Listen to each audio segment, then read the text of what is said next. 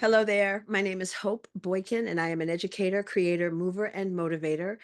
And I can't wait to come to the Soraya to present a new work that I'm making for the Martha Graham Dance Company called En Masse. Something else that really excites me is that in all the research I've done, maybe only Mary Hinkson, but I will be the first Black woman to come and set a work on this company. And to me, that is incredible. You can check my facts. I'm Christopher Rountree. I'm the artistic director and conductor at Wild Up, but I'm also the composer and arranger of this new piece, En Masse, for Martha Graham Dance Company and with Hope Boykin. This new piece called En Masse that I'm making with choreographer Hope Boykin is in two parts. The first is an arrangement of 15 minutes of Bernstein's Mass. And this piece is sprawling. It has a massive chorus and a lot of vocal soloists and a huge orchestra and a rock band. And we've needed to fit all of that into the orchestra pit. And so part of what I'm doing is reducing the piece. And also, we're picking moments in the work, and it's so lovely. We have this opportunity to pick and choose that highlight some of the most beautiful orchestral moments in the work.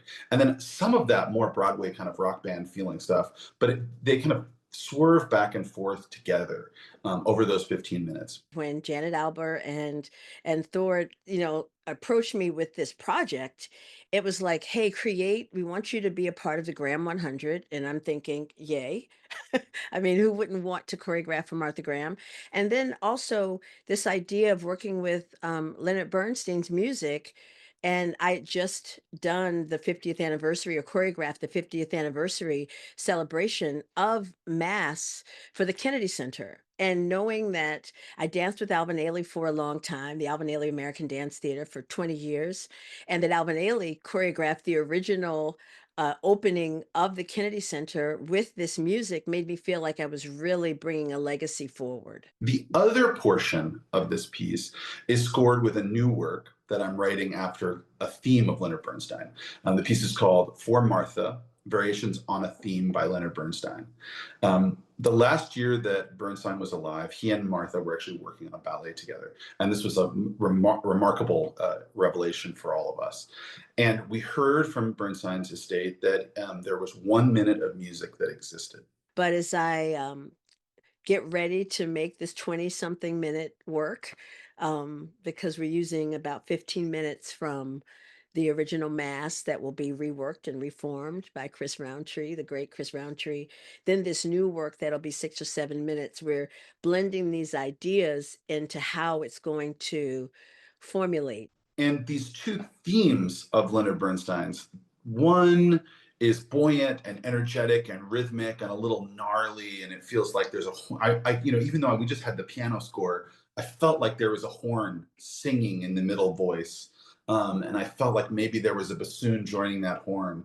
And to me, this music feels a lot like the movie score for On the Waterfront. The second theme is sweeping, and you can almost see it feels natural to me. There's something organic about it, and it almost feels like nature, like a bubbling stream with something flying past it.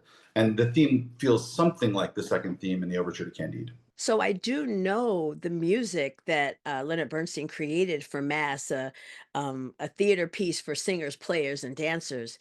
But then to find out that Chris Rountree and the Leonard Bernstein Foundation have found this music that he gets to expound upon, not just the idea that he is recreating or redefining this original piece, but that he gets to hear something that other people haven't heard, have an idea and make it. That's exactly what we're here for. As creators in this time, knowing that we are taking an idea and building upon it and making it ours. It's been a joy to work with Hope Boykin, the choreographer for the project. Hope is a fount of ideas. She's somebody, I don't know if she told you this in her video, but she said, I always write down like a poem, like I make a narrative in my mind, and I write down the way that it will feel even before I've heard the music, or the music's floating around, but I don't know the order yet. And such a cool practice that she goes to this narrative place. The ideas that are kind of ruminating in my mind are this birthing and discovering all the different ways we understand the word mass. Mass is a group of people. Mass is a group of people in celebration.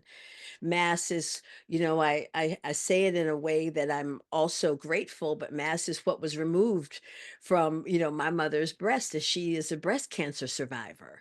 That is an incredible idea, that sometimes the thing that is the smallest bit of uh imperfection, the smallest intrusion and invasion that needs to be removed from a body.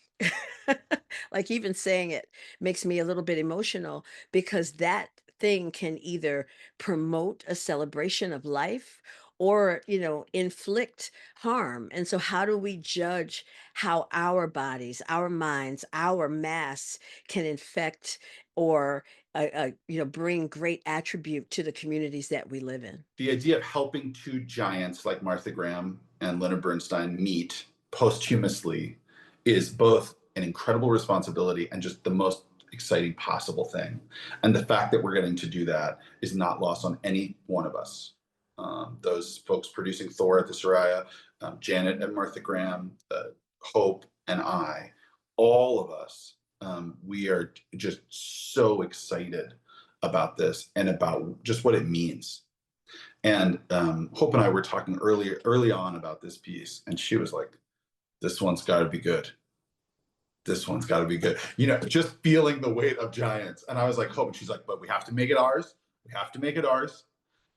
Which I think is right. I mean, any artist. This is the reason why we structured this like this too. Is like they're not here, and there's something about if we try to just do what they would do, it might go wrong. The idea that they get to be in the room and we can be in dialogue with this work, and by in the room I mean because their works and their legacy are in the room, we get to be in dialogue with those. It's a huge burden and an incredible honor. I have learned about Paul Taylor's style, and I know Graham. I mean, I don't walk around teaching it, but this is how I built. My foundation is built on this, but I never met Martha.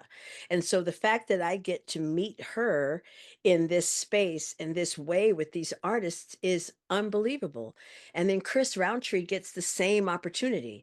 He is meeting Leonard Bernstein through his music, but this snippet of music that was dropped in his hands and allowed to unpack, unfold in your way, is just incredible. So when we're thinking about what was made and what we will make from what was made, that gives us ownership, that gives us power, that gives us the opportunity to create a pathway for the people who are coming after us, who will see our works, meet us in that way, and then grow from that.